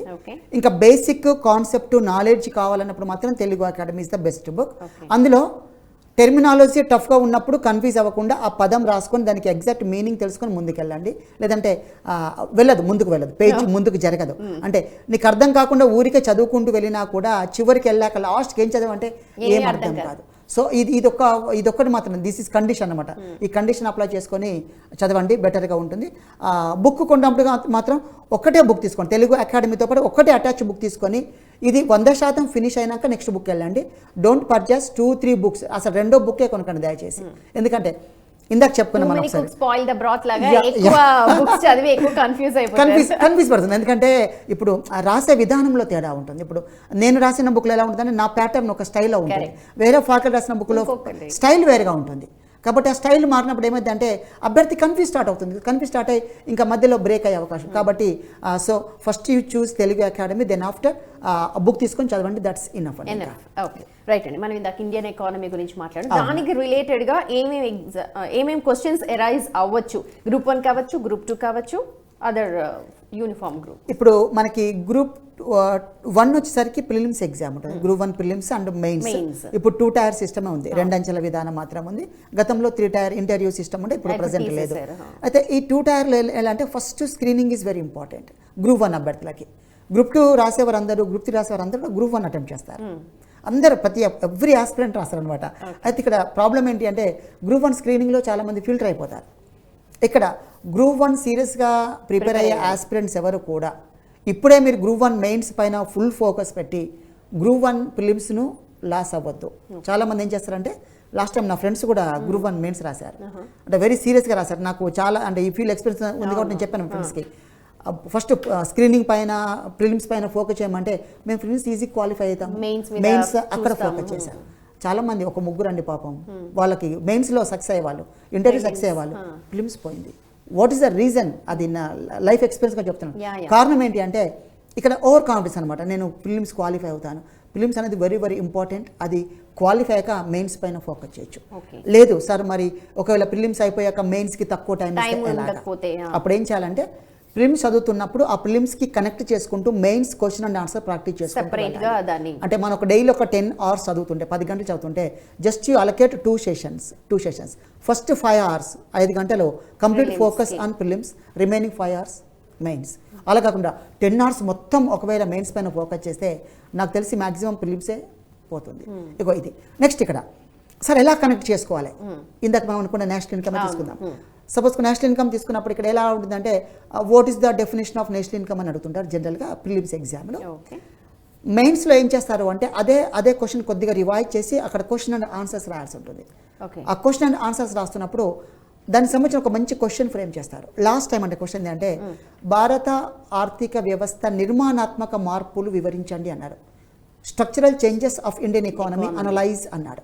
అంటే అభ్యర్థి ఇక్కడ ఈ యొక్క క్వశ్చన్ అనలైజ్ చేస్తున్నప్పుడే మనకు ప్రిలిమ్స్ పాయింట్ ఆఫ్ వ్యూలో కూడా నాలెడ్జ్ వస్తుంది. అప్పుడు ప్రిలిమ్స్ అవుతుంది, మెయిన్స్ అవుతుంది. దిస్ ఇస్ కాల్డ్ కనెక్టివిటీ చేసుకుని చదవడం అనమాట. ఇలా చదువుతున్నప్పుడు రెండు ఒకేసారి అయిపోవడం వల్ల అభ్యర్థికి కాన్ఫిడెన్స్ లెవెల్ పెరుగుతుంది. మళ్ళీ ఒకసారి ఐఎమ్ రిపీటింగ్ వన్ థింగ్, ఈజీగా ఉన్న టాపిక్స్ ఎప్పుడైనా ముందు చదవండి. కరెక్ట్. ఇప్పుడు జాతీయ ఆదాయం లెసన్ జోలికి వెళ్ళొద్దు, టఫ్ ఉంటుంది. ప్రణాళికలు ఎక్కువ డేటా ఉంటుంది. అసలు ప్రణాళిక ప్లాన్ సిస్టమ్ అనేది ఫస్ట్ మనం ఓపెన్ చేయగానే that starts with date, year and reports ఉంటాయి. ఇవన్నీ చూడడానికి అభ్యర్థికి మైండ్లో స్టోర్ అవ్వదు. ఒక ఫైండ్ ఏమవుతాడు, ఇదంతా చాలా బోరింగ్గా ఉంది, very hard, very tough, mind పడిపోతుంది. ఎప్పుడైతే నీ మైండ్లో ఈజీ అనేది ఉంటుందో అది ఈజీ ఉంటుంది. టఫ్ అని ఒకసారి మైండ్ ఫిక్స్ అయితే నేను ఎవరు ఆపలేరు. That is out. ఇంకా సో ఇప్పుడు మీరేం చేస్తారంటే సతీష్ ఉన్నారని హైదరాబాద్ నుంచి. సతీష్ గారు, హలో మ్యామ్. సతీష్ గారు మీకు డౌట్ చెప్పండి. డాక్టర్ అంజయ్ గారు ఉన్నారు. సార్ నమస్తే సార్. నమస్తే సతీష్, చెప్పండి సార్. నాకు ఒక 2 క్వశ్చన్స్ ఉన్నాయి సార్ మెయిన్ గా. అడగండి సార్. ఫస్ట్ థింగ్ ఒకటి, పోయినసారి బడ్జెట్ నుండి కానీ దాంట్లో నుండి కానీ ఎలాంటి క్వశ్చన్స్ రాలేదు, అండ్ కేంద్ర బడ్జెట్ నుండి కానీ తెలంగాణ బడ్జెట్ నుండి కానీ ఎలాంటి క్వశ్చన్స్ ఉండవని కూడా చెప్పిన పరిస్థితి ఉంది. అవును. కాకుంటే ఈసారి వస్తాయని చెప్పి బయట టాక్ వస్తుంది.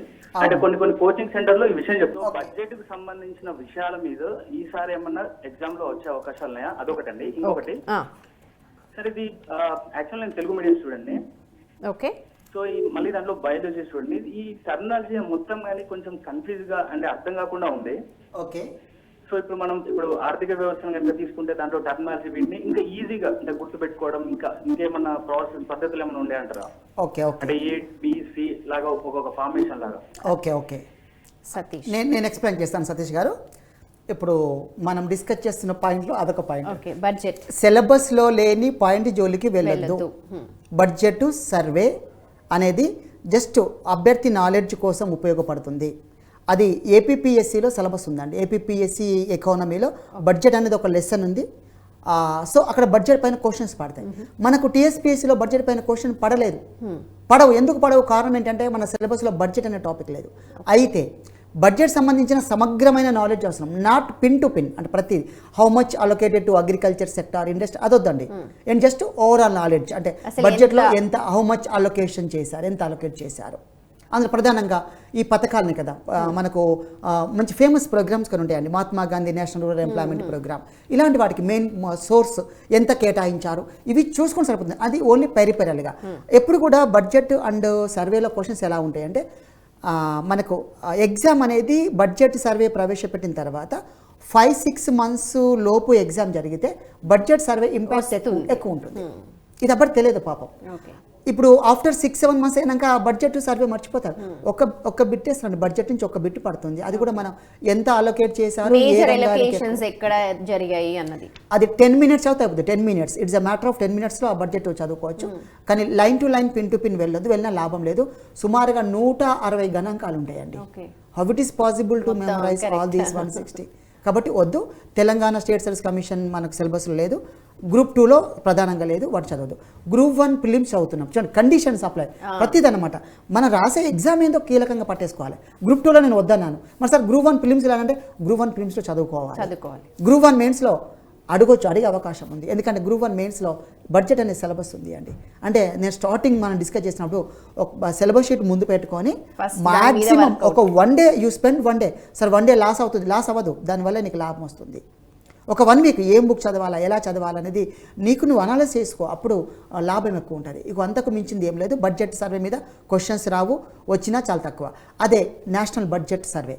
స్టేట్ బడ్జెట్ సర్వే ఉందా అంటే స్టేట్ బడ్జెట్ మీద క్వశ్చన్ వస్తుంది, స్టేట్ సర్వే మీద క్వశ్చన్ వస్తుంది. స్టేట్ సర్వేలో మనకు స్టేట్ ఎకానమీలో agriculture, industry, service sector, energy ఈ 4 టాపిక్, ఐటీ కూడా ఉందండి. ఐటీ ఇవన్నీ ఉన్నాయి. కాబట్టి ఇవన్నీ మనకు సర్వేలో అనౌన్స్ చేయబడే అంశాలు. కాబట్టి మ్యాక్సిమం ఒక ఎన్ని అంటే 20+ questions from survey and budget. ఎక్కడ మళ్ళీ ఇక్కడ సబ్జెక్ట్ రిలేటెడ్. ఇప్పుడు సపోజ్కి ఎలా ఉందంటే మనకి ఒక 2-3 ఎగ్జాంపుల్ చెప్తాను. తెలంగాణ రాష్ట్రంలో భూమి యొక్క సైజు ఎంత విస్తీర్ణంలో ఉంది, ఎంత ఏరియా ఉంది, లేదా తెలంగాణ రాష్ట్రంలో ఉన్న భూమి యొక్క రకాలు ఎన్ని, ఇలా అడగొచ్చు. నెక్స్ట్ తెలంగాణ రాష్ట్రంలో పండే వివిధ రకాల పంటలు ఏవి, అత్యధికంగా పండుతున్న పంట ఏది, అత్యధికంగా ఉత్పత్తి వస్తున్న జిల్లా ఏది. ఇక్కడ ఒక 3 పదాలు చెప్తాను. ఈ 3 పదాల నుంచి ఒక బిట్ వస్తుంది, అభ్యర్థి నోట్ చేసుకోవాలి. ఒకటి ఏరియా విస్తీర్ణము, రెండవది ఉత్పత్తి ప్రొడక్షన్, మూడవది ఉత్పాదకత ప్రొడక్టివిటీ. దీన్నే మనం తెలంగాణ మామూలు భాషలో దిగుబడి అంటాం, దిగుబడి అనే పదంతో వాడతాం. ఈ 3 ఒక 2 బిట్లు వస్తాయి. అది వరి కావచ్చును, మొక్కజొన్న కావచ్చును, జొన్న కావచ్చును, సోయాబీన్ కావచ్చు. ప్రధానంగా మన రాష్ట్రంలో పండే పంటలు తీసుకోండి. మళ్ళీ అన్నీ వద్దు, చెత్తగా అన్నీ వద్దు. మన రాష్ట్రంలో ప్రధానంగా పండే పంటలు తీసుకొని వాటిలో ఏ జిల్లాలో ఏ పంట ఎక్కువ వేశారు, వరి పంట ఏ జిల్లాలో ఎక్కువ వేశారు, అదొక లిస్ట్ ఉంటుంది. ఇప్పుడు మన బుక్లో అయితే ఒక్కొక్కటి ఒక లిస్ట్ పెట్టండి. ఇక్కడ ఈ బిట్ వస్తుంది అనేది అదొక లిస్ట్ లాగా పెట్టేసి అభ్యర్థులకు అందించడం. ఇలా ఒక్కొక్క పేజీలో ఒక్కొక్కటి రాసేసుకొని ప్రిపేర్ సరిపోతుంది. అంటే ఒకటే పేజీలో 3 వస్తాయన్నమాట. ఏరియా ఎంత ఉంది, ఉత్పత్తి ఎంత ఉంది, ఉత్పాదకత ఎంత ఉంది. ఇందులో సార్ ఎన్ని క్వింటాలు చదవాలా, వద్దు, అంత రిస్క్ వద్దండి. ఏ జిల్లాలో ఎక్కువ ఉత్పత్తి, ఏ జిల్లాలో ఎక్కువ ఉత్పాదకత. ఇక్కడ అభ్యర్థులు definitely has to know about production and productivity. ఉత్పత్తి అంటే ఏంది, ఉత్పాదకత. ఇందాక సురేష్ గారు అడిగారు సార్ టెర్మినాలజీ ఎలా. టెర్మినాలజీ అనేది అది మామూలుగా ఏదో క్లాస్ వింటేనే అర్థమైంది నాన్న. మామూలుగా సతీష్ ఎట్లా అంటే అది ఎక్స్ప్లెయిన్ చేస్తేనే అర్థమవుతుంది. మనం బుక్లో ఏంటంటే బుక్ డైరెక్ట్ రాసిస్తారు. ఉత్పత్తి అంటాడు, ఉత్పాదకత అంటారు. అది ఏదైనా ఒక ఫ్యాకల్టీ దగ్గరికి వెళ్ళో లేదా మెంటర్ దగ్గరికి వెళ్ళో మీరు అడిగితే చెప్తారు. ఇప్పుడు నా దగ్గరికి I live in Ashok Nagar, మీరు వస్తే నేను చెప్తాను. అదండి పిల్లలు చాలా మంది వస్తుంటారు, వచ్చి అడుగుతుంటారు సార్ ఇవి రావట్లేదు అంటే. చిన్న పదం అండి, అర్థం కాక ఇబ్బంది పడాలి. ఉత్పత్తి అంటే ఏం లేదండి, మొత్తం ఒక సపోజ్ ఒక జిల్లా తీసుకోండి, జిల్లాలో వచ్చిన మొత్తం పంటనే దీని గురించి మాట్లాడే ముందు వరంగల్ నుంచి రమేష్ కాల్ చేస్తున్నారండి. రమేష్ గారు హలో అండి, మీ డౌట్ చెప్పండి. హలో రమేష్ గారు డౌట్ అడగండి. సార్, ఇది పంచవర్ష ప్రణాళికలు దాంట్లో ఏ అంశాల మీద ఎక్కువ ఫోకస్ చేయాలి సార్? ఎందుకంటే ఆ సంవత్సరాలు అవన్నీ కొంచెం కన్ఫ్యూజన్ గా ఉన్నాయి. ఓకే ఓకే ఈ పంచవర్ష ప్రణాళికలో ఏ అంశాలు ఎక్కువ మనం కవర్ చేస్తే మనకు గ్రూప్ లో కొంచెం ఓకే నేను చెప్తాను. ఇంకేమైనా డౌట్స్ ఉన్నాయా? ఒకటేనా? లేదు సార్, అది అండ్ ఇయర్స్ కూడా సార్. ఈ ఆర్థిక సంస్కరణలకు సంబంధించిన సంవత్సరాలు కానీ ఆ మెయిన్ డెవలప్మెంట్ కానీ సార్, ఆ సంవత్సరాలు అనేది ఎలా సార్? అది ఓకే ఓకే ఎక్కువ కన్ఫ్యూజన్ ఉంది కదా. ఓకే ఓకే నేను ఎక్స్ప్లెయిన్ చేస్తాను మీకు. ఓకే, ఇప్పుడు తను అడిగిన 2 డౌట్స్. ఒక డౌట్ ఏంటి అంటే సార్ పంచవర్ష ప్రణాళికలు 5 year ప్లాన్స్లో ఎక్కడ ఫోకస్ చేయాలి? ఏం లేదు, సింపుల్ ఒక చార్ట్ తయారు చేసుకోండి. నెంబర్ 1 2 3 4 అని 12 నెంబర్స్ చేసుకోండి. ప్రతి ప్రణాళిక పీరియడ్ ఉంటుంది, పీరియడ్ రాసేసుకోండి. 5 years పీరియడ్ ఉంటుంది. 1951 to 56, 56 to 61, 61 to 66 ఇలా 12 ప్లాన్స్కి పీరియడ్ ఉంటుంది. అందులో ఒక 3 గ్యాప్స్ వస్తాయి. ఆ గ్యాప్స్ను రెడ్ పెన్తో రౌండప్ చేసుకోండి. 1966 to 69 ఒక గ్యాప్ వచ్చింది. 1978 80 రెండో గ్యాప్ వచ్చింది. 1990 92 మూడో గ్యాప్ వచ్చింది. 3 గ్యాపులు రాసుకోండి. మిగతా అవన్నీ మీరు రాసేసుకుంటూ పోతే మీకు ప్రణాళికల పీరియడ్ అయిపోతుంది. 2 సార్లు ప్రాక్టీస్ చేయండి. ఇది ఓరల్గా చెప్తే రాదు, ప్రాక్టీస్ చేయండి, వస్తుంది. మిమ్మల్ని ఏ మిడ్ నైట్ లేకపోయినా మీరు ఆ 12 ప్రణాళికల పీరియడ్ నేను చెప్పినట్టు చెప్తుంటారు. ఒక ప్లాన్కి మాత్రం 1974 to 78 మాత్రమే కొనసాగుతుంది. జస్ట్ ఇవి మైండ్లో ఉండిపోతాయి. ఇవి ఫస్ట్ ప్లాన్ చేసుకోండి. దెన్ సెకండ్, ప్రతి ప్రణాళికలో ఒక ప్రియారిటైజ్డ్ ఐటమ్ ఉంటుంది, ఒక ప్రాధాన్యత అంశం అంటాం. ఆ ప్రాధాన్యత అంశాన్ని మనం బట్టిఫై చేయాల్సిందే. ఇక్కడ ఎలా ఉంటుందంటే ఫస్ట్ ప్లాన్లో planning commission focused on agriculture, second ప్లాన్లో లార్జ్ స్కేల్ ఇండస్ట్రీస్, థర్డ్ ప్లాన్లో సెల్ఫ్ సస్టైనబిలిటీ. ఇలా 12 ప్లాన్స్కి సంబంధించిన ప్రియారిటీ ఉంటుంది. ఒక ఇంపార్టెన్స్, అదొక ప్రియారిటీ అనేది గుర్తుంచుకోండి. తర్వాత ఇంకా మన గ్రూప్ 2 పాయింట్ ఆఫ్ వ్యూలో అన్ని ప్రణాళికలో హైయెస్ట్ గ్రోత్ రేట్ సాధించిన ప్లాన్ ఏది, లీస్ట్ గ్రోత్ రేట్ సాధించిన ప్లాన్ ఏది? లీస్ట్ గ్రోత్ రేట్ సాధించిందంటే జనరల్గా ఏంటంటే failure plan, that is third failure plan. Just ఇవే మొత్తం మీద ఒక 20 పాయింట్స్ ఉంటాయండి. 20 పాయింట్స్ చదువుకుంటే అది ఈజీ అవుతుంది. ఎలా రావచ్చు క్వశ్చన్ ఈ ప్లాన్స్ మీద వస్తే? ఒకవేళ ప్రయారిటీ మీద అడుగుతున్నారు అంటే దేనికి ఇంపార్టెన్స్ ఇచ్చారు. సపోజ్ లాస్ట్ టైం స్వయం సమృద్ధి అని ఒక పదం ఉంది. సెల్ఫ్ సస్టైనబిలిటీ అని ఉంది. ఈ స్వయం సమృద్ధి అనేది ఏ ప్రణాళికలో ప్రియారిటీ ఇచ్చని అడిగారు. అడిగితే అది third plan, third failure plan. ఇలా ఆ ప్రాధాన్యత అంశాలన్నీ చదివేసుకుంటూ వెళ్తే సరిపోతుంది. ఈసారి కొద్దిగా క్వశ్చన్ పేపర్ టఫ్ ఉండే అవకాశం ఉంది. ఇప్పుడు మ్యాచ్ ది ఫాలోయింగ్స్ అని అడగవచ్చు. అంటే ఒక 1 2 3 4 ఇటు సైడ్ ఇచ్చేసి ఇటు సైడ్ ప్రియారిటీ ఇచ్చేసి మ్యాచ్ ది ఫాలోయింగ్స్ అనేది అవకాశం ఉంది. ఇలా మీరు ప్రాక్టీస్ చేస్తే ఎగ్జామ్లో ఈజీగా ఉంటుంది. కాబట్టి just you plan to prepare in matching way, అంటే దాన్ని మ్యాచ్ చేసుకుంటారని ప్రణాళికలు ఇది బాగా పనిచేస్తుంది. దీంతోపాటు మరొక డౌట్ అడిగాడు, అంటే ఆర్థిక సంస్కరణలు ఎలా చదవాలి అని. ఆర్థిక సంస్కరణలు అనేది ఇందులో 2 పార్ట్స్ ఉన్నాయి. ఒకటి కోర్ సబ్జెక్ట్ ఉంది, ఒకటి డైనమిక్ పార్ట్ ఉందండి. కోర్ సబ్జెక్ట్ అంటే ఫస్ట్ అభ్యర్థించాలంటే what is meant by economic reforms అని నేర్చుకోవాలి. ఆర్థిక సంస్కరణ, ఆర్థిక వ్యవస్థ ఉంది కదా భారతదేశం మొత్తం, ఈ భారతదేశంలో మొత్తంలో మార్పుల కోసం ప్రయత్నం చేయడం జరిగింది 1991లో. ఆ కాలంలో ప్రధానమంత్రిగా పివి నరసింహారావు గారు ఉన్నారు, ఆర్థిక శాఖ మంత్రిగా మన్మోహన్ సింగ్ గారు ఉన్నారు. వీరిద్దరు కలిసి మొత్తం ఎంటైర్ ఎకానమీలో రిఫార్మ్స్ తీసుకొచ్చారు. ఎంటైర్ ఎకానమీ కదా, అందుకే దాన్ని ఏమన్నారు ఎకానమిక్ రిఫార్మ్స్ అన్నారు. అభ్యర్థికి తెలియదు అసలు ఎకానమిక్ రిఫార్మ్స్ ఎందుకన్నారు అంటే పాపం అర్థం కాదు. సార్ ఎకానమిక్ రిఫార్మ్స్ ఎందుకన్నారు తెలియదు. అదే అగ్రికల్చర్ చేస్తే అగ్రికల్చర్ రిఫార్మ్స్, ఇండస్ట్రీ చేస్తే ఇండస్ట్రియల్ రిఫార్మ్స్, ఫారిన్ కరెన్సీ చేస్తే ఫారిన్ ఎక్స్చేంజ్ రిఫార్మ్స్, ఇలా ఉంటుంది అనమాట. అంటే వివిధ విభాగాలు చేస్తారు. బ్యాంకింగ్ రిఫార్మ్స్ వచ్చాయి, ఇన్సూరెన్స్ రిఫార్మ్స్ వచ్చాయి. ఇలా అన్ని రిఫార్మ్స్ ఒక దగ్గర పెట్టేసుకోవాలి. ప్రతి రిఫార్మ్స్ ఊరికి రాలేదండి, దానికి ఒక కమిటీ రికమెండ్ చేసింది. అంటే మనకు నరసింహం కమిటీ అనేది బ్యాంకింగ్ రిఫార్మ్స్ రికమెండ్ చేసింది, Malhotra committee insurance sector reforms recommend చేసింది. ఇది లాస్ట్ డిబేట్ వచ్చింది. ఇన్సూరెన్స్ సెక్టార్ రిఫార్మ్స్ రికమెండెడ్ అని అడిగితే Malhotra committee recommended reforms in insurance sector. ఇలా అనమాట. వెరీ సింపుల్గా ఉంటాయండి. ఒకసారి చదివితే మళ్ళీ పోవు. ఇక్కడ వీళ్ళకి ఏంటంటే పాపం అభ్యర్థులకు ఇది ఎప్పుడు చేంజ్ అవుద్ది అంటారు. ఏం చేంజ్ కాదండి రియల్గా. ఒక 70 to 80% సేమ్ జరిగినవే ఉంటాయి ఇందులో తప్ప మళ్ళీ దాంట్లో చేంజ్ మళ్ళీ ఒక 10-20% యాడ్ అవుతుందండి. ఇప్పుడు ఏం యాడ్ అవుతుంది? 10 to 20% యాడ్ అవుతుంది. మరి మధ్యలో ఏమైంది అంటే దాన్ని ఏమంటారు మనకు యూట్యూబ్స్ ఎక్కువ రావడం వలన నెక్స్ట్ ఇన్ఫర్మేషన్ పొల్యూట్ ఎక్కువైంది. అవసరానికి మించిన డబుల్ ట్రిపుల్ అయిపోయింది. సో దీనివల్ల కన్ఫ్యూజ్ అవుతున్నారు. లేదు వెరీ వెరీ సింపుల్ అండి. ఒక 70% స్టాటిక్ పార్ట్ ఉంటుంది, ఒక 30% కొద్దిగా మారుతుంది. అది కూడా కరెంట్ ఎకానమీ బేస్ అని మనం ఏం చేయాలి? కరెంట్ ఎకానమీలో మన సబ్జెక్ట్లో ఉండే పాయింట్ని కనెక్ట్ చేసుకోండి, మొత్తం కాదు, మొత్తం అసలు అవసరమే లేదండి. అదొకటి కనెక్ట్ చేసుకొని మనం చదువుకుంటూ వెళ్తే సబ్జెక్ట్ ఈజీ అవుతుంది. నెక్స్ట్ కాలర్ అండి సంపత్ హైదరాబాద్ నుంచి కాల్ చేస్తున్నారు. సంపత్ గారు నమస్తే మేడం. నమస్తే అండి. సంపత్ గారు చెప్పండి మీ డౌట్. అడగండి సంపత్ గారు, క్వశ్చన్ అడగండి. సార్ ఇప్పుడు ఆర్థిక శాస్త్రం అనేది మిగతా సబ్జెక్టుల కంటే చాలా క్లిష్టమైనది అనుకుంటారు సార్. ఓకే, ఇప్పుడు పోటీ పరీక్షలకు ఎలా ప్రిపేర్ అయితే గట్టెక్తామంటారు, ఒకసారి మాకు వివరిస్తారా సార్? షూర్ అండి, ఓకే తప్పకుండా. Yeah. ఇప్పుడు తన డౌట్ కూడా ఏంటి అంటే ఆర్థిక శాస్త్రం క్లిష్టమైంది అంటే మొత్తం ఈ వ్యవస్థను అంత ఏం చేస్తుంటే క్లిష్టం చేసి పడేశారు.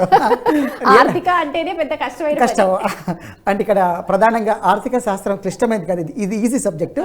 అంటే అన్ఫార్చునేట్ ఏంటంటే అందరు దాన్ని హార్డ్ వల్ల హార్డ్ అయిపోయింది.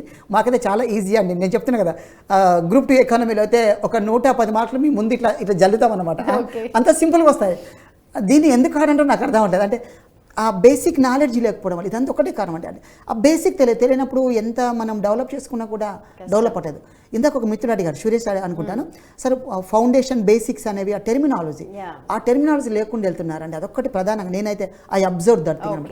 ఆ టెర్మినాలజీ నేర్చుకోండి, మళ్ళీ ఎక్కువ కన్ఫ్యూజ్ అవ్వద్దు. అంటే నీకు ఎంతవరకు క్లారిటీ వస్తుందో అంతవరకు క్లారిటీ మాత్రం తెచ్చుకోవాలి. క్లారిటీ లేకుండా ముందుకెళ్తున్నారు అంటే ప్రతి సబ్జెక్ట్లో కూడా క్లారిటీ లేకుండా ముందుకెళ్ళొద్దు. మిగతా సబ్జెక్ట్ ఏంటంటే ఒక సబ్జెక్ట్ బోర్ కొట్టింది అనుకోండి, దాన్ని పక్కన పడేసి వేరే చదువుతాం. కానీ ఎకానమీ అలా కాదు. ఎకానమీలో అది మీకు బోర్ కొట్టినా బాధ వచ్చినా ఏమొచ్చినా కూడా అది ఎండ్ చేయండి. ఎండ్ చేస్తే దానికి ఇంటర్ లింక్ ఉన్న నెక్స్ట్ టాపిక్ ఈజీ అవుతుంది.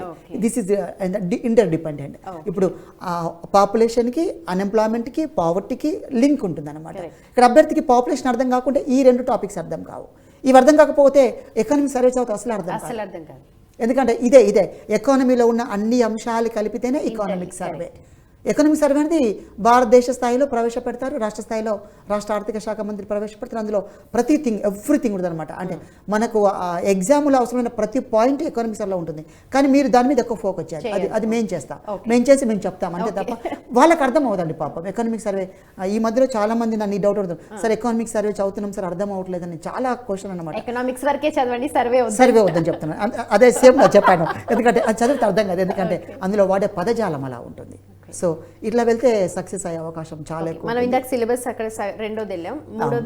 మూడవ లెసన్ వచ్చేసరికి మనకు అన్ఎంప్లాయ్మెంట్ అండ్ పావర్టీ ఉంటుంది, నిరుద్యోగం పేదరికం. నేను అభ్యర్థులందరికీ సజెస్ట్ చేసే ఫస్ట్ లెసన్ ఇది చదవండి అని చెప్తాను. ఎందుకంటే ఇది ఈజీగా ఉంటుంది, ఇది మనకి అప్లై అవుతుంది, అర్థమవుతుంది కూడా కదా. అవును. ఇప్పుడు అభ్యర్థి అన్ఎంప్లాయ్ వాడికి ఫీల్ అవుతాడు అనమాట, ఓ నేను నిరుద్యోగిని కదా అని ఫీల్ అవుతూ చదువుతుంటాడు అనమాట. దాంతో సబ్జెక్ట్ అది కొద్దిగా ఈజీగా ఉంటుంది. అక్కడ కొన్ని చిన్న పదాలు ఉంటాయి అనమాట. ఆ పదాలు నేర్చుకుని సరిపోతుంది. అక్కడ ఒకటి సైక్లికల్ అన్ఎంప్లాయ్మెంట్ అని ఒకటి, చక్రీయ అనే ఒక పదం ఉంటుంది, సార్థక డిమాండ్. చూడండి ఇవి పదాలు, ఇవి చాలా క్లిష్టం అండి. ఎగ్జామినర్ ఆ పదం బేస్ క్వశ్చన్ రాస్తుండండి, అభ్యర్థి ప్యానిక్గా అవుట్ పడిపోతుంది అనమాట. అవి నేర్చుకోండి కొద్దిగా. ఏంటి అంటే ఇక్కడ చక్రీయ అనే పదం యొక్క మీనింగ్ ఏంటి, సార్థక డిమాండ్ అంటే మీనింగ్ ఏంటి, సమిష్టి డిమాండ్ సమిష్టి సప్లై అంటే మీనింగ్ ఏంటి.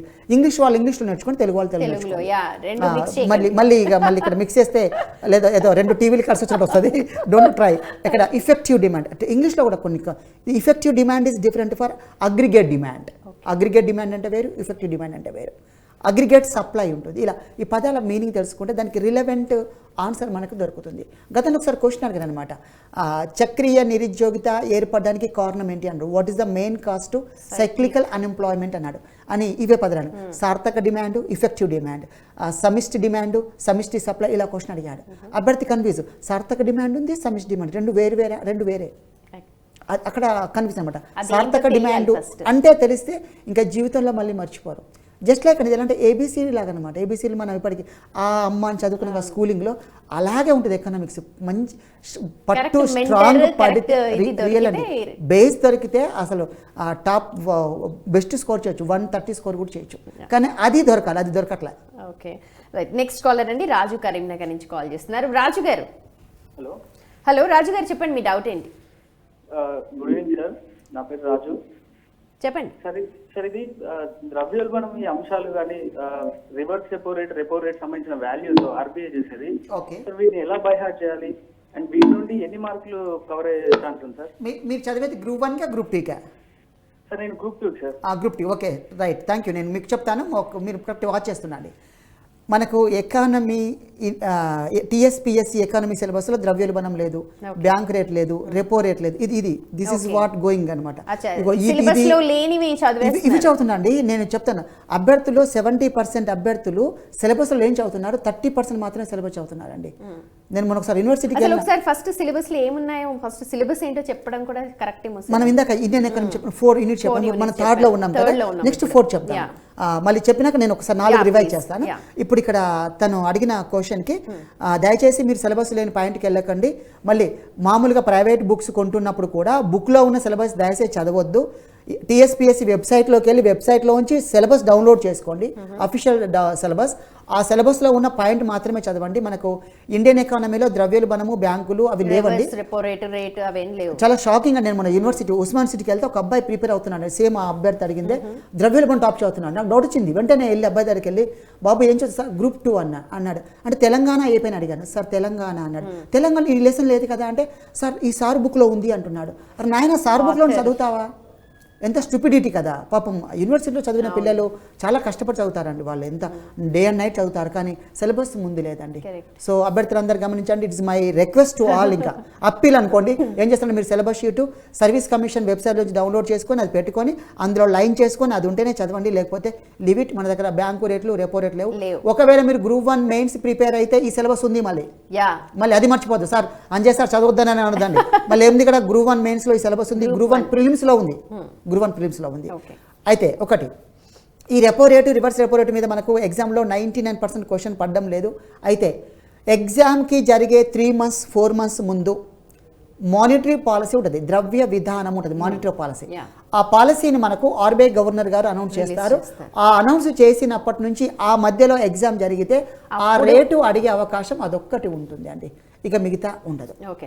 గ్రూప్ 1 కి అయితే ఇవి పెడతారు. అంటే repo rate, reverse repo rate పెంచడం వల్ల లేదా తగ్గించడం వల్ల ఎంటైర్ ఎకానమీ పైన ఎలాంటి ప్రభావం పడుతుంది, లేదా బ్యాంకింగ్ సెక్టార్ పైన ఎలా పడుతుంది, లోన్ సెక్టార్ పైన ఎలా పడుతుంది చెప్పాను. అదొక్కదాన్ని that applies to all sectors అనమాట. అది ఇక మనం క్లాస్లో డిస్కస్ చేసిన ఏం చేస్తామంటే ఒకటే పాయింట్ తీసుకొని అన్నిటికీ మనం అప్లై చేసి ఒక్కొక్క దాని మీద ఒక 5-6 పాయింట్స్ రాయిస్తే అభ్యర్థి అలా అప్డేట్గా చేసేసుకుంటారు. సో మీరు గ్రూప్ 1 ప్రిలిమ్స్ ప్రిపేర్ అయితే చదవండి తప్పనిసరిగా. కానీ ఏమంటారు, ఇంకా ఇది కాకుండా ప్రెసిడెంట్ రిలీజ్ చేసినవి కాకుండా ఇంకా సార్ పాస్ట్ అడిగే అవకాశం ఉందంటే ఒక ఛాన్స్ ఉందండి.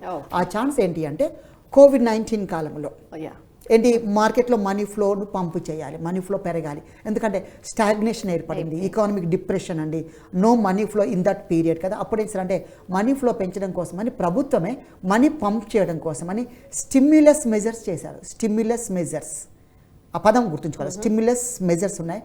అందులో భాగంగా ఆర్బీఐ మనీ ఫ్లో పెంచడం కోసం ఈ రేట్స్ తగ్గించింది. అలా అడిగితే అడగొచ్చు, ఎప్పుడు తగ్గిస్తారు అని అడగొచ్చు. ఎప్పుడు తగ్గిస్తారు అంటే జనరల్గా ఎప్పుడు తగ్గిస్తారు అంటే ఆటోమేటిక్గా ఎకానమిక్ డిప్రెషన్ కానీ, స్టాగ్నేషన్ కానీ, రిసెషన్ కానీ, ఈ పదాల మీనింగ్ వాడాలి. అండ్ ఈ పదాలు కూడా తెలియాలి, పదాల మీనింగ్ అభ్యర్థి తెలుసుకోవాలి. ఇలా ఉన్నప్పుడు రెపోస్, రివర్స్ రెపోస్ తగ్గించుకుంటూ వెళ్తారు.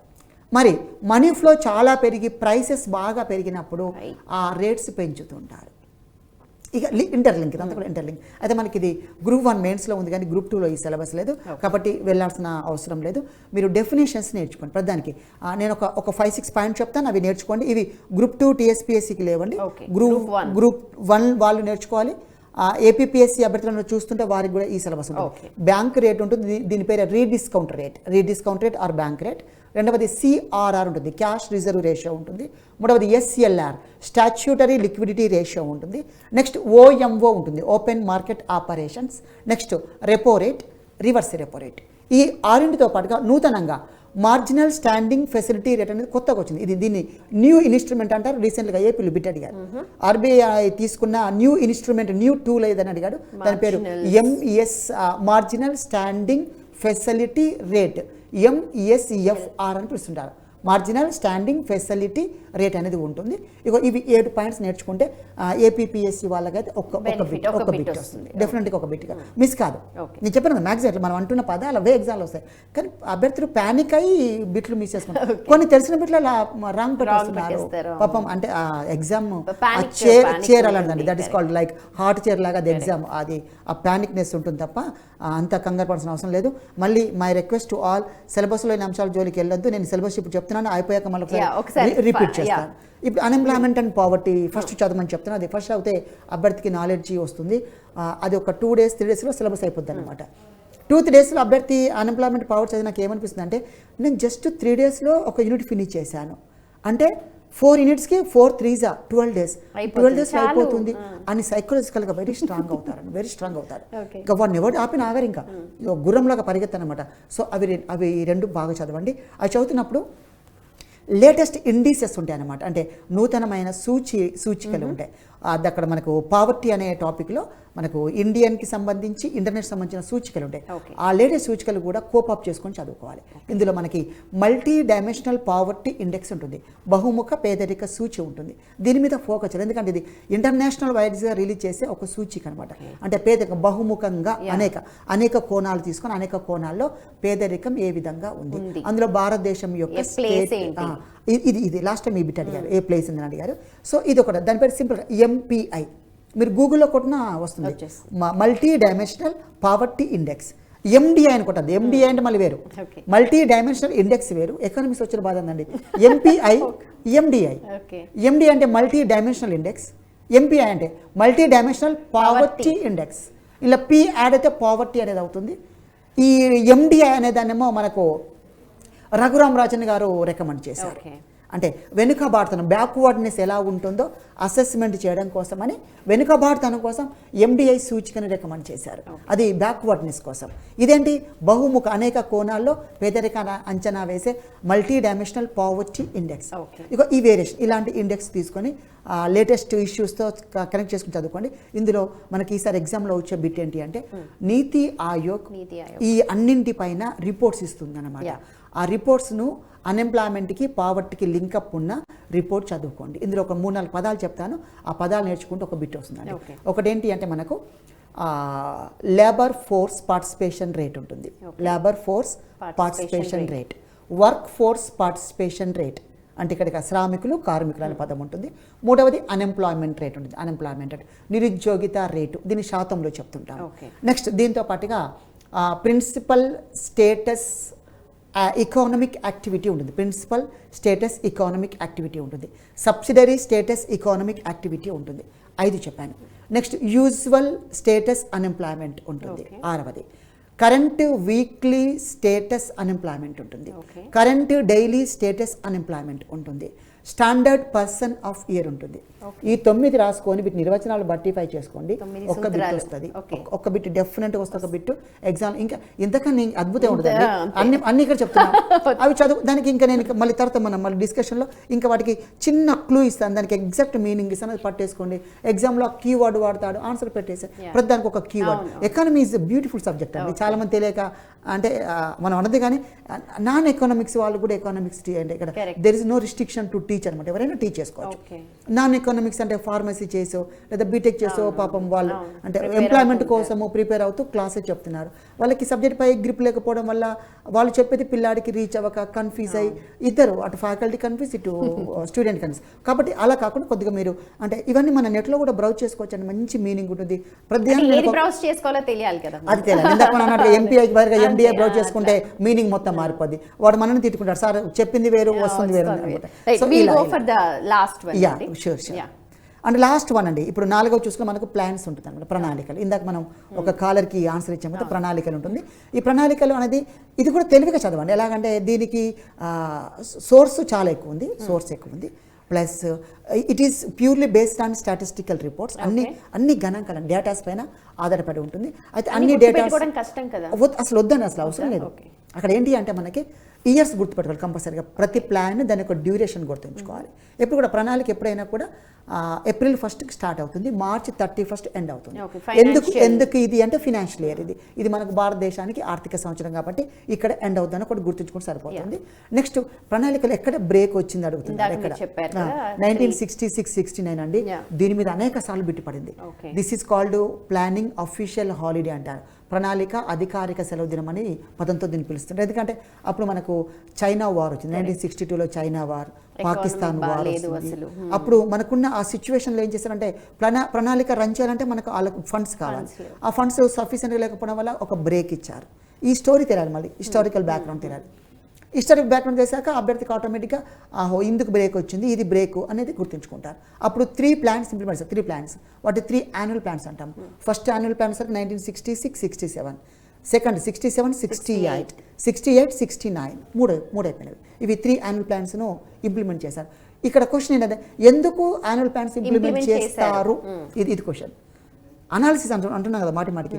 అంటే చదవడం వేరు, విశ్లేషణ వేరు. అనలైజ్ ఎంత ఎక్కువ ఉంటే అభ్యర్థి అంత నాలెడ్జ్ వస్తుంది. ఇక్కడ ఎందుకు చేస్తారు అంటే మీనింగ్ ఏంటి అంటే, ఎప్పుడైనా ప్రణాళికను 5 ఇయర్స్కి ఫుల్ స్కేల్లో ఇంప్లిమెంట్ చేయడానికి అవకాశం లేకపోతే, అది ప్రధానంగా ఆర్థిక వనరులు కొరత ఉన్నప్పుడు లేదా పొలిటికల్ ఇన్స్టెబిలిటీ ఉన్నప్పుడు, అనేక కారణాలు మళ్ళీ అనేక రాజకీయ అస్థిరత కావచ్చును, ఆర్థిక అస్థిరత కావచ్చును, ఇలాంటివి ఉన్నప్పుడు ఏం చేస్తారంటే అక్కడ చిన్న బ్రేక్ ఇస్తారు.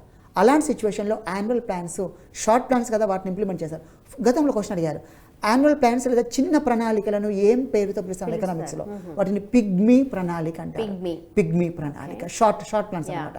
అలా ఇప్పుడు అభ్యర్థికి అనలైజ్ చేస్తుంటే ఆన్సర్ ఆటోమేటిక్గా వచ్చేస్తుంది. ఇక ఈ విధంగా ఆ ప్రణాళికల మొత్తం డ్యూరేషన్ గుర్తుంచుకోండి.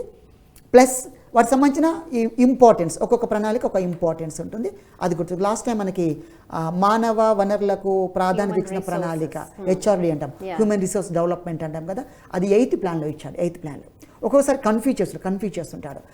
ఇక్కడ ఏంటంటే నిరుద్యోగ నిర్మూలన అని 6th ప్లాన్ అంటారు. నిరుద్యోగ నిర్మూలన చేయడం కోసమని, పావర్టీ ఎలివేషన్ కోసమని 6th ప్లాన్లో ప్రియారిటీ ఇచ్చారు.